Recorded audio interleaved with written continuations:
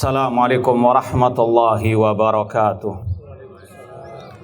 Innal hamdalillah nahmaduhu wa nasta'inuhu wa nastaghfiruh wa na'udzu billahi min syururi anfusina wa min sayyiati a'malina. Man yahdihillahu fala mudhillalah wa man yudlil fala hadiyalah. Ashhadu an la ilaha illallah wahdahu la syarikalah wa ashhadu anna Muhammadan abduhu wa rasuluh. Ya ayyuhalladzina amanu taqullaha haqqa tuqatih wa la tamutunna illa wa antum muslimun. Ya ayyuhan nasu taqu rabbakumul ladzi khalaqakum min nafsin wahidah wa khalaqa minha zawjaha wa batha minhuma rijalan katsiran wa nisaa'a wattaqullaha alladzi tasaaluna bihi wal arham innallaha kana 'alaikum raqibah. Ya ayyuhalladzina amanu taqullaha wa qulu qawlan sadida yuslih lakum a'malakum wa yaghfir lakum dhunubakum wa man yuti'illaha wa rasulahu faqad faza fawzan 'azima.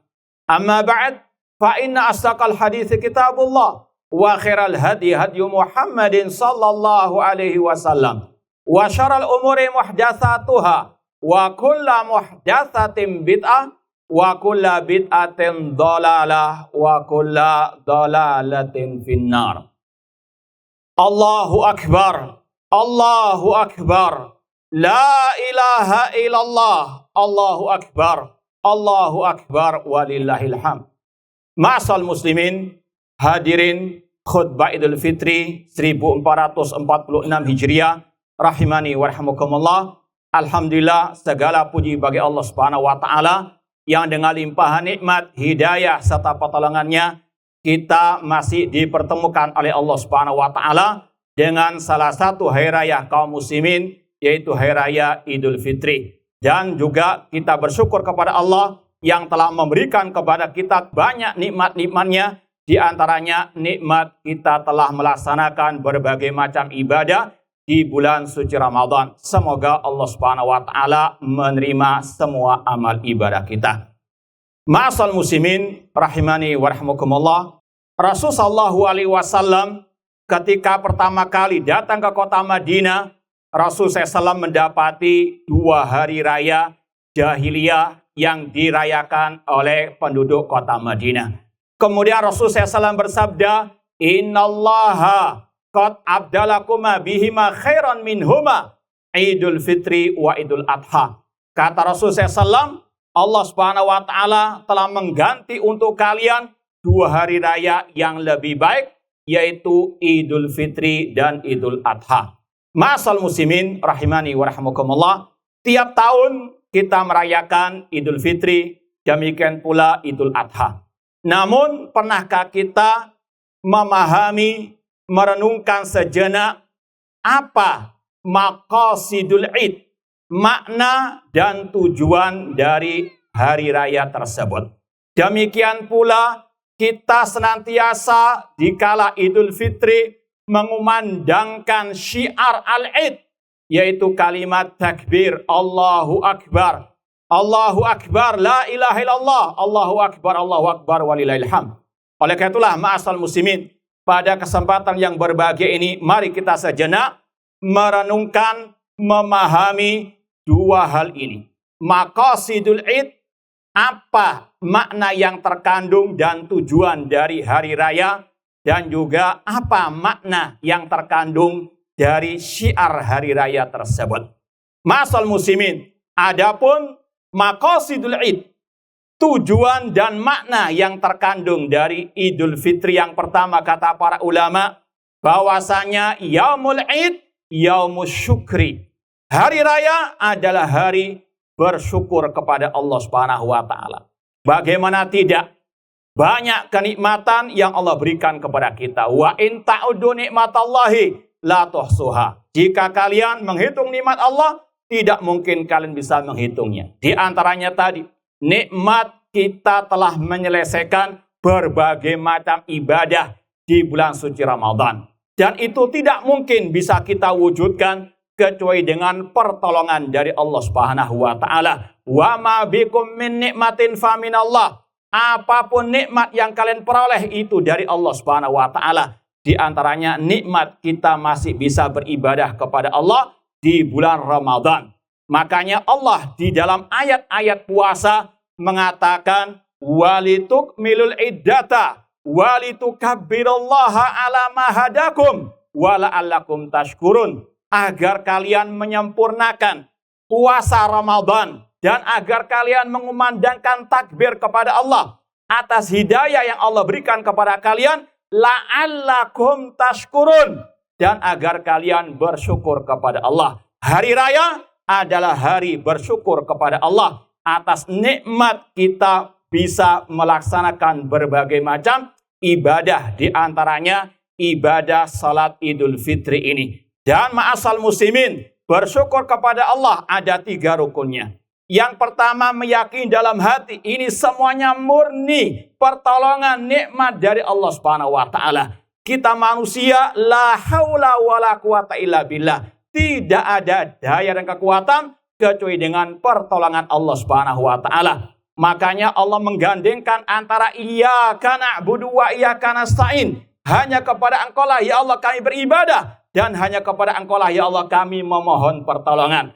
Di antara makna yang tersirat dari ayat tersebut, kata para ulama, tidak mungkin kita bisa beribadah kepada Allah tanpa pertolongan dari Allah Subhanahu wa taala. Kita bisa beribadah bukan murni karena kekuatan kita, bukan murni karena kemampuan kita, namun semuanya taufik, hidayah, dan pertolongan dari Allah. Kemudian yang kedua, ma'asal muslimin, rukun bersyukur, yaitu kita mengucapkan puji syukur kepada Allah atas segala nikmat-nikmatnya. Kemudian yang ketiga, rukun syukur, yaitu dengan kita senantiasa mentaati Allah, senantiasa kita menyerahkan semua ibadah ini hanya kepada Allah. Allah berfirman, washkuru nikmatallahi in kuntum iyyahu ta'budun.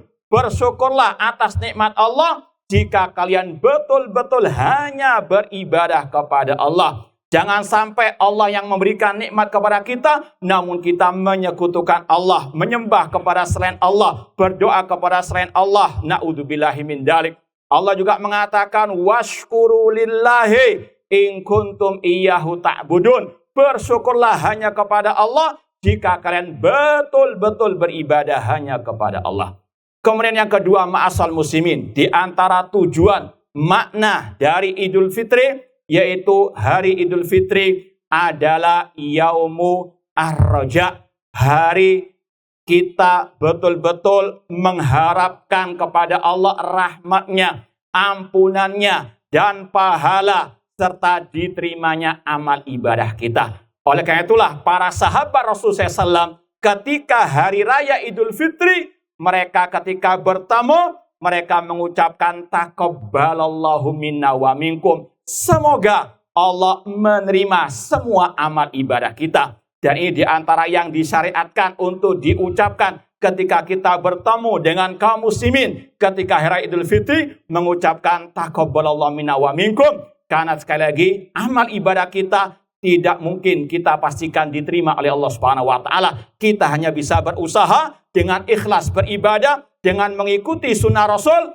dan kita berdoa, bertawakal, mengharap amal ibadah kita diterima oleh Allah Subhanahu wa taala. Semoga Allah Subhanahu wa taala menerima semua amal ibadah kita.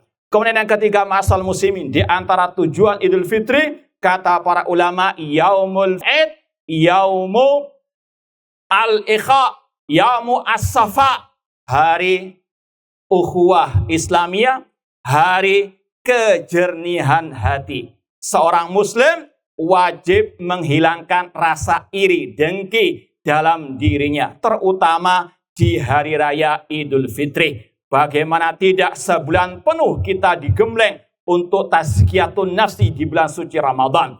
Maka seorang muslim ketika Idul Fitri betul-betul membersihkan hatinya dari iri dan dengki, kebencian tanpa udzur yang syar'i. Rasul SAW bersabda, la tahasadu wa la tanajashu wala tabaghadu wala tadabaru. Jangan kalian saling hasad, iri dan dengki. Jangan kalian berjual dengan cara an-najis. Dan jangan kalian saling membenci, jangan saling membelakangi. Wa kunu ibadallahi ikhwana. Jadilah kalian hamba-hamba Allah yang bersaudara. Kemudian yang keempat, ma'asal muslimin, di antara tujuan Idul Fitri bahwasanya yaumul id, yaumul farah, hari kegembiraan. Tampakkan kegembiraan, tampakkan kebahagiaan di hari ini. Sebagaimana firman Allah, "Qul bi fadlillahi wa bi rahmatihi fabidzalika falyafrahu." Katakan wahai Nabi Muhammad, dengan rahmat karunia dari Allah, maka hendaknya mereka bergembira. Rasulullah SAW telah bersabda, "Lisaimi farhatan." Orang yang berpuasa mendapatkan dua kegembiraan. Di antaranya, farhatun inda fitrihi. Kegembiraan, kebahagiaan ketika berbuka puasa. Demikian pula ketika Idul Fitri. Maka jauhkan kesedihan, gundah gulana. Ini hari raya kita, hari raya kaum muslimin. Tampakkan kegembiraan. Dan jadikan orang-orang sekitar kita, kerabat kita, keluarga kita, tetangga kita. Demikian pula kaum muslimin. Untuk mereka bersama-sama bergembira. Ma'asal muslimin, ikhwani fillah wa akhwati rahimani wa rahmakumullah. Allahu Akbar, Allahu Akbar. La ilaha illallah, Allahu Akbar, Allahu Akbar, walillahil hamd. Inilah yang disebut dengan syiarul id, syiar hari raya. Terutama hari raya Idul Fitri. Seorang muslim muslimah ketika mengucapkan dzikir, ketika mengucapkan doa, selayaknya bukan sekedar ucapan di bibir, namun harus betul-betul dijiwai, dipahami dalam hati. Seorang ulama yang bernama Al-Imam Ibnu Qayyim rahimahullah berkata, "Afdalu dzikri wa anfa'uhu ma wata'al qalbu al-lisan." Zikir dan doa yang paling afdal, yang paling bermanfaat, yang diucapkan oleh lisan dan dipahami oleh hati. Seorang muslim muslimah ketika mengumandangkan takbir tadi, selayaknya bukan sekedar ucapan di bibir. Harus dia pahami apa maknanya. Allahu Akbar, Allahu Akbar. Ini setiap hari kita baca mungkin bisa ratusan kali. Salat 5 waktu saja kata para ulama. Itu kita membaca takbir sebanyak 94 kali. Itu salat 5 waktu saja. Apalagi tambah dengan salat sunnah. Ditambah zikir setelah selesai salat. Kita luar biasa banyak membaca Allahu Akbar, kalimat takbir tersebut. Namun pernahkah kita pahami apa maknanya dan apa konsekuensinya? Allahu Akbar, kata para ulama, maknanya Allah dzul uluhiyati wal ubudiyati ala khalqihi jami'an. Kata Abdullah bin Abbas radhiyallahu anhu, seorang sahabat Rasulullah SAW, Allah artinya zat yang diibadahi, disembah oleh makhluknya. Maka seorang muslim muslimah ketika mengumandangkan takbir tersebut, hatinya harus betul-betul mengesahkan Allah dalam ibadah. Allahu ahad, ahad dalam ibadah. Kemudian ma'asal muslimin rahimani wa rahimakumullah, akbar, bahwasanya Allah akbar min kulli syai'. Allah maha besar dari segala sesuatu. Maka konsekuensinya hati seorang muslim hanya bergantung kepada Allah. Kul inna salati wa nusuki wa mahyaya wa mamati lillahi rabbil alamin. Katakanlah sesungguhnya salatku, sesembelihanku, hidup dan matiku hanyalah untuk Allah Rabb semesta alam. Dengan dia mengumandangkan Allahu Akbar, dia hanya bergantung, bertawakal hanya kepada Allah. Wa tawakkal 'alal hayyil ladzi la yamut. Bertawakallah kepada zat yang maha hidup yang tidak akan pernah mati. Fasalli li rabbika wanhar. Salatlah untuk Rabbmu dan sembelihlah untuk Rabbmu. Man halafa bi ghairillah faqad asyraka. Barang siapa yang bersumpah kepada selain Allah, maka dia berbuat syirik kepada Allah. Maka sumpah semua ibadah serahkan hanya kepada Allah Subhanahu wa taala. Ini konsekuensi dari kalimat takbir Allahu Akbar. Kemudian ditegaskan lagi dalam ucapan takbir yang kita ucapkan pada hari ini. La ilaha illallah, yang artinya yang benar. La ma'buda bihaqqin illallah. Tidak ada yang berhak diibadahi dengan benar kecuali Allah Subhanahu wa taala. Dan inilah makna yang dijelaskan oleh Allah di dalam Al-Quran. Para nabi, para rasul, mereka semua fokus dakwah mereka tentang la ilaha illallah. Wa ma arsalna min qablika min rasulin illa nuhi ilai annahu la ilaha illa ana fa'budun. Tidaklah kami mengutus seorang rasul sebelum engkau Nabi Muhammad, kecuali kami wahyukan kepadanya la ilaha illa ana fa'budun. Kemudian Allah menjelaskan dalam ayat yang lain apa makna la ilaha illallah. Walaqad ba'asna fi kulli ummati rasulan ani'budullah wajtanibut taghut. Sungguh kami telah mengutus kepada setiap umat seorang rasul. Apa intisari dakwah mereka? Ani'budullah, ibadahilah Allah semata dan tinggalkan semua sesembahan selain Allah Subhanahu wa taala. Demikian pula ketika Allah mengkisahkan dakwah para nabi. Nabi Nuh, rasul yang pertama. Laqad arsalna Nuhan ila qaumihi faqala ya qaumi ibudullah ma lakum min ilahin ghairu. Sungguh kami telah mengutus Nabi Nuh kepada kaumnya. Apa intisari dakwah beliau? Ya qaumi ibudullah, wahai kaumku ibadahi Allah. Ma lakum min ilahin ghairu. Tidak ada sesembahan yang hak kecuali Allah Subhanahu wa taala. Allahu akbar. Allahu akbar. La ilaha illallah, Allahu akbar walillahil hamd. Demikian pula Allah Subhanahu wa taala mengutus nabi kita Muhammad sallallahu alaihi wasallam untuk menyeru manusia pada waktu itu kembali beribadah hanya kepada Allah. Karena di zaman jahiliyah banyak manusia yang menyembah selain Allah. Ada yang menyembah malaikat, ada yang menyembah nabi, ada yang menyembah jin, ada yang menyembah wali yang telah mati. Di antaranya berhala yang bernama Allat. Allah mengatakan afara'aitumul Lata wal Uzza. Kata Abdullah bin Abbas radhiyallahu anhuma, Allat kana rajulan yalutus sawik fil jahiliyah lil hajid. Allat, berhala yang disembah oleh kaum musyrikin jahiliyah, dulunya adalah seorang yang dermawan.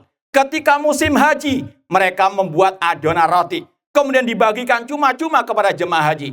Falamma mata akafu ala qabrihi. Ketika Lat ini meninggal dunia, kaum musyrikin jahiliyah iktikaf di kuburannya, mengkeramatkan kuburannya, wa abaduh, dan mereka pun menyembah Allah tersebut. Maka Allah mengutus rasulnya Nabi kita Muhammad SAW untuk mengembalikan kepada cahaya tauhid, kepada la ilaha illallah, beribadah hanya kepada Allah Subhanahu wa taala. Dan inilah yang Rasul jelaskan tentang makna la ilaha illallah.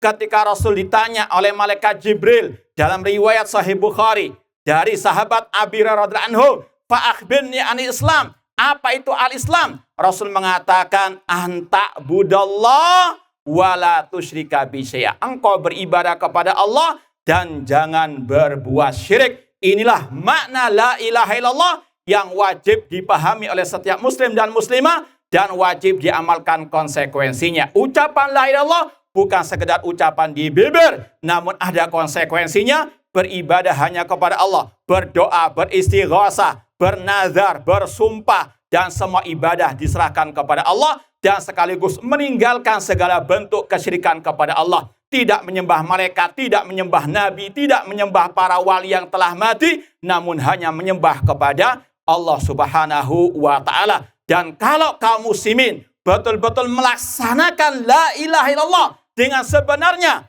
maka Allah akan menganugerahkan barokah terutama di negeri yang kita cintai ini.